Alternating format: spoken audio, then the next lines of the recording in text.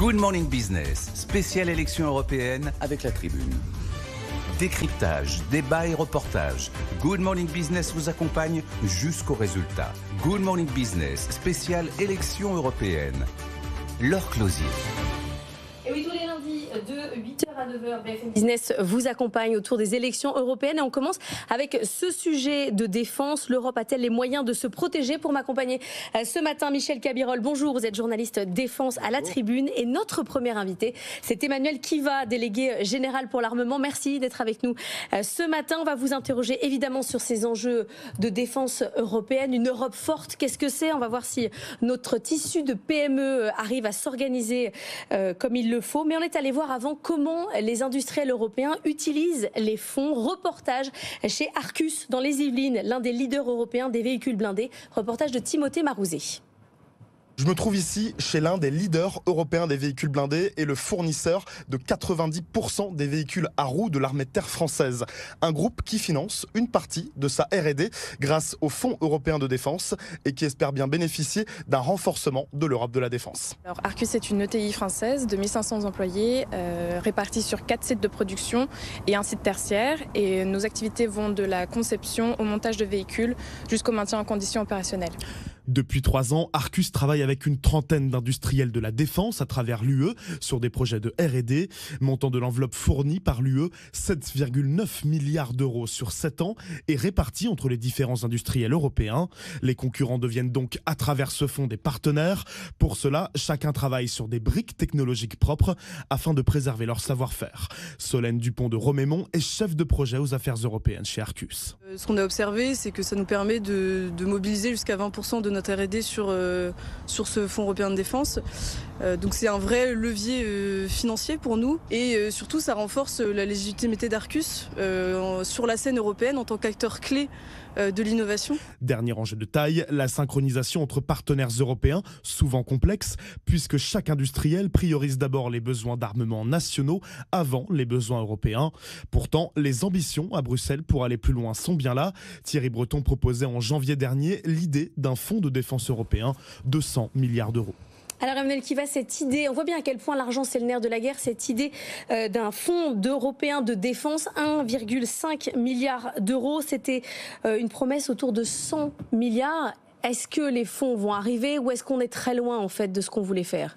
Alors je laisserai les aspects politiques puisque ça n'est pas mon rôle aux responsables. Ce qui est certain, c'est qu'aujourd'hui il y a une vraie volonté de consolider cette base industrielle et technologique de défense européenne. Et d'ailleurs l'Europe vient de publier une stratégie européenne de défense qui fait suite à un certain nombre d'outils qui avaient été mis en place, notamment pour doper la production européenne. Ce qui est certain, c'est que avoir 1,5 milliard, c'est bien, et ça s'ajoute surtout aux efforts qui sont consentis par chacun des États, puisque le but, et la difficulté aussi d'ailleurs, de cette ambition de consolidation européenne, c'est de quand même préserver à la fois l'autonomie stratégique de l'Europe, mais préserver la souveraineté de chacun des États européens, et donc les budgets nationaux vont venir s'ajouter évidemment à ce fonds. Michel Cabirol. Oui, alors Emmanuel Kiva, j'aimerais vous faire réagir sur un chiffre qui est quand même assez dérangeant sur l'Europe de la défense. On voit bien que 55% des importations de systèmes d'armes en Europe proviennent des États-Unis. 55%, c'est énorme, alors que dans un même temps, donc sur la période 2019-2023, alors que dans le même temps, l'Allemagne importe en Europe à peu près 6,4% des systèmes d'armes et la France 4,6%. Qu'est-ce que ça vous inspire ? Comment réagissez-vous à ce chiffre un peu dérangeant pour l'Europe de la défense ? Alors d'abord, je pense qu'il y a une prise de conscience, effectivement, que l'argent européen doit être utilisé pour faire de la défense européenne. Et d'ailleurs, dans cette stratégie de défense dont je parlais à l'instant, il y a cette ambition qu'il y a à peu près 50% des acquisitions qui soient réalisées en Europe d'ici 2030. Maintenant, qu'est-ce que ça m'inspire ? Ça m'inspire le fait qu'il faut aller plus vite, plus loin, notamment parce que acheter américain, c'est aussi consentir un certain nombre de dépendances. Il y en a une qui s'appelle l'ITAR. L'ITAR, c'est quoi ? C'est en fait le fait de pouvoir considérer qu'un composant américain inséré dans un système d'armes peut vous empêcher d'utiliser à votre guise le système en question ou de l'exporter. Et donc, si on veut véritablement être autonome en termes de stratégie de défense européenne, il faut désitariser nos systèmes. Ça tombe bien, l'Europe en a les moyens. Elle a une base industrielle et technologique de défense forte. Elle a beaucoup de forces technologiques. Et donc, on a les moyens d'avoir des équipements qui ne sont pas dépendants du bon vouloir de l'administration américaine, parce que c'est bien de cela qu'il s'agit.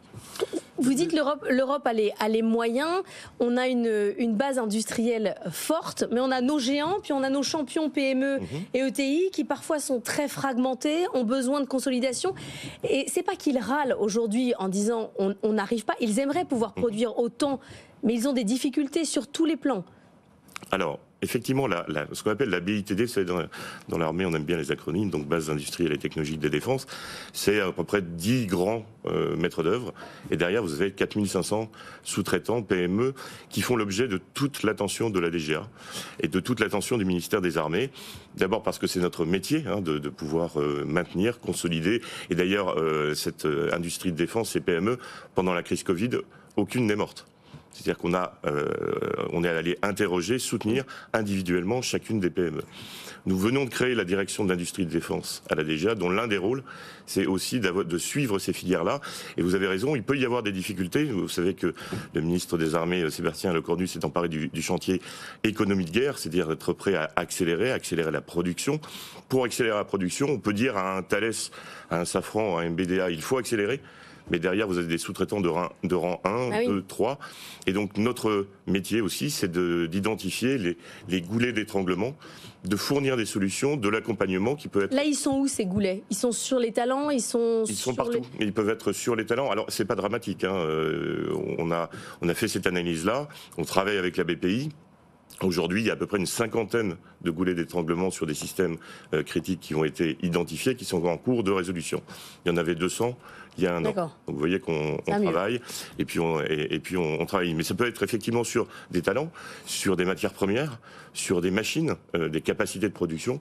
Et donc ce qui est essentiel, c'est que cette visibilité qu'on donne aux maîtres d'œuvre industriels, elle se traduise derrière, elle soit restituée aux sous-traitants. Michel Cabirol. Alors, justement, sur l'économie de guerre, le ministre a parlé beaucoup de réquisition, de priorisation. Vous en êtes où exactement sur ces deux volontés ministérielles d'accélérer les approvisionnements de la BITD? Alors en fait, dans la loi de programmation militaire, vous avez un certain nombre de mesures normatives qui ont été prises. L'une, c'est d'abord la constitution de stocks. Et là-dessus, le ministre a déjà fait les premiers arrêtés permettant à nos industriels de constituer des stocks. Il ne faut pas voir ça comme des stocks immobilisés, c'est plutôt un fonds de roulement.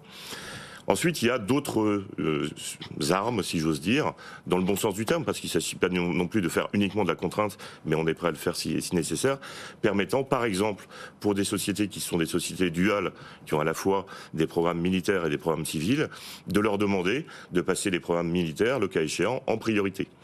Alors, c'est pas non plus gratuit, ça signifie qu'il y a tout un dialogue avec nos industriels pour savoir comment on peut les aider là-dessus, mais effectivement, on peut aller jusqu'à la priorisation, voire jusqu'à, le cas échéant, la réquisition d'hommes, de matériel, Vous l'avez de matières fait déjà premières. Non. Pas encore. Non, il n'y a pas eu ce besoin. Ça fait partie des pouvoirs de police, si je veux dire, du ministre. Vous payeriez une surprime? Alors oui, tout est prévu dans la loi, c'est plutôt bien fait. On a fait une loi de programmation militaire qui justement permet de rentrer dans cette économie de guerre. Il y a évidemment des compensations. Simplement, il faut là aussi bien raisonner. Il ne faut pas que les compensations qui, par exemple, dans le cadre des priorisations, sont affichées, soient un moyen détourné pour des entreprises d'avoir du cash. Donc évidemment, ça passe par un dialogue avec les industriels, mais on a toute la gamme des outils qui est disponible. Notre enjeu aussi de l'Europe de la défense, c'est de faire travailler nos industriels ensemble au niveau européen. On a vu à quel point ça pouvait être compliqué dans des programmes de type SCAF. On en est où sur le SCAF? On arrive désormais à collaborer ou on est toujours à dire que chaque industriel doit avoir la main?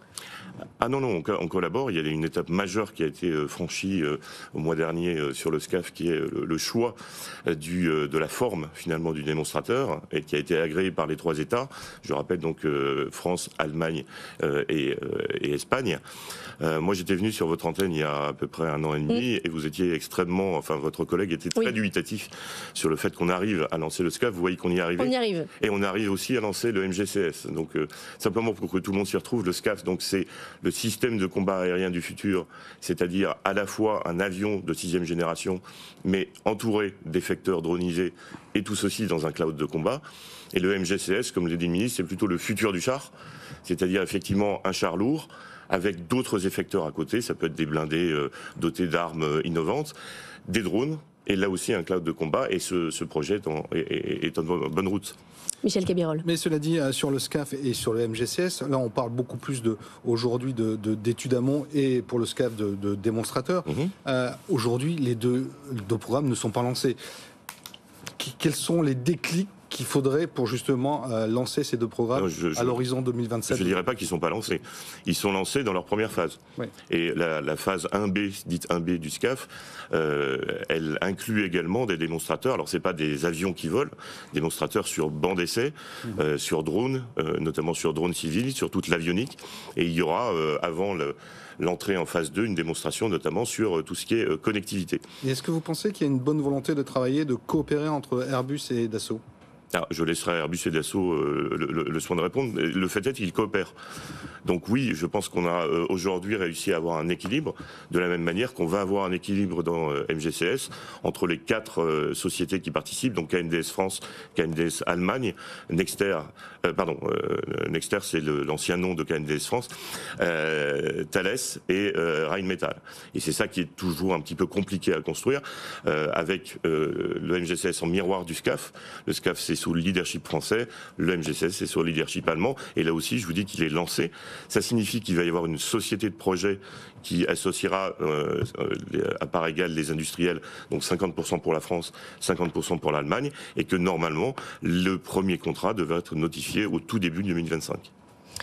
Il y a des filières aussi entières à créer, par exemple comme celle du drone. On a vu à quel point c'est important, notamment dans la guerre en Ukraine. On a Turgis et Gaillard en France qui commence à avoir son drone, mais il n'est pas encore effectif, il n'est pas encore lancé. On a tout un système là à créer, avec un écosystème à créer. Est-ce qu'on va y arriver à avoir notre filière drone en France ou pas? Alors la réponse est oui. Et là aussi, on a revu en profondeur la stratégie drone du ministère des Armées, qui ne se limite pas simplement aux drones aériens. Je rappelle qu'il y a aussi les drones navals, qui soient sur ou en dessous de la mer, des drones terrestres. La robotique terrestre, ce sont des drones aussi. Donc oui, nous avons une feuille de route aujourd'hui. Il y a eu une difficulté, et cette difficulté, elle est liée au fait que, effectivement, il y a un retard à l'allumage, si vous me passez l'expression, mais qu'aussi on a la convergence finalement de deux mouvements, des dronistes qui sont spécialisés dans les drones, plutôt d'ailleurs des drones de divertissement, et qui vont aller sur le segment des drones professionnels, et en même temps des avionneurs qui vont descendre sur les drones tactiques. Turgis et Gaillard, c'est extrêmement intéressant. Leur drone qui s'appelle Aarok, ça n'a pas été une commande de l'État, c'est eux qui ont décidé de manière autonome de pouvoir développer ce concept, qui d'ailleurs vient d'être essayé en termes de moteur. Donc l'allumage du moteur du drone Aarok, c'était le mois dernier. Mais si je ne me trompe pas, Michel Cabirol, ce drone pour l'instant il n'est pas sur le marché. Il n'est pas sur le marché, en tout cas commercialement il peut être sur le marché, mais il n'a pas volé encore. Donc ça ça reste à démontrer. Oui, nous le soutenons, nous le soutenons en termes d'essais et en termes de suivi. Alors justement, on a parlé des drones. Pour l'Europe de la défense et même pour la France, quelles seraient les technologies clés disruptives qu'il faut absolument que l'Europe et la France maîtrisent pour rester vraiment dans la course à côté des Chinois et à côté des Américains? Et vous avez un sujet d'ailleurs dont vous venez de parler, puisqu'il y avait un sujet sur l'intelligence artificielle de défense. Vous avez rappelé par la création par la ministre de cette agence ministérielle de l'IA de défense.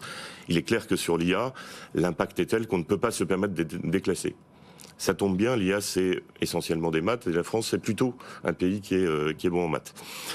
Donc évidemment l'IA, le quantique, c'est-à-dire que c'est une marotte, j'en parle à chaque fois, mais je suis vraiment convaincu que cette rupture technologique peut engendrer des ruptures géostratégiques dans le domaine des capteurs, dans le domaine du calcul. Est-ce qu'on est bon en France et en Europe sur le quantique? On est excellent on a Pascal. Sur le quantique. On a plus que Pascal. On vient de lancer un projet qui s'appelle Proxima avec France 2030. Le but, c'est de prendre les 5 meilleures start-up aujourd'hui du quantique en France et d'aller les financer et de garder au fur et à mesure celles qui semblent les plus prometteuses en vue de développer un ordinateur quantique parfait. Et si vous comparez les tailles de ces sociétés, qui sont souvent des sociétés de 100, 150 personnes. Je pense à Alice et Bob, je pense à Pascal, je pense à Candela, par exemple. Vous vous rendez compte que c'est à peu près la même taille que les équipes qui sont chez les géants type Google ou IBM. Et donc là, pour le coup, on est vraiment compétitif avec, là aussi, des maths et des équipes qui sont compétitives au niveau mondial. Donc le quantique, c'est sûr. Et puis pour répondre à votre question complètement, je rajouterai l'hypervélocité. L'hypervélocité, c'est quoi? C'est aller à plus de 6 fois la vitesse du son, tout en restant manœuvrant. Ah oui. Qui est évidemment pas un sport de masse. Et vous avez vu qu'on est rentré dans une phase d'expérimentation aujourd'hui avec un programme qui s'appelle VMAX, un essai qui s'appelle VMAX, véhicule manœuvrant expérimental, avec un premier tir qui a eu lieu l'an dernier depuis DGA SN Missile à Biscarrosse. Emmanuel Kiva, on est à un mois des élections européennes. Donald Trump ne cesse de dire « Europe, réveillez-vous ». Emmanuel Macron le fait régulièrement avec des discours parfois un peu chocs dont il estime qu'il faut réveiller les Français. Vous avez l'impression que là, clairement, on a ouvert les yeux? Je pense qu'on a ouvert les yeux. L'augmentation des budgets militaires que vous signaliez précédemment en témoigne. Je pense que maintenant, il faut se consolider sur le fait de faire véritablement à la fois des synergies industrielles, on en a parlé, des synergies technologiques. Et là, des instruments comme le Fonds européen de défense nous permettent de développer des briques technologiques ou scientifiques qui vont être utilisées par l'ensemble des États membres. Et puis aussi des synergies opérationnelles. On voit ce qui se passe par exemple dans notre collaboration avec la Belgique, où aujourd'hui on collabore dans le cadre du programme Scorpion, donc les véhicules de dernière génération, véhicules blindés et systèmes de combat terrestre du futur, si j'ose dire. Nous nous entraînons avec la Belgique, nous développons des concepts avec elle. C'est sans doute un modèle qui mérite d'être élargi. Merci beaucoup d'avoir été avec nous, Emmanuel Kiva.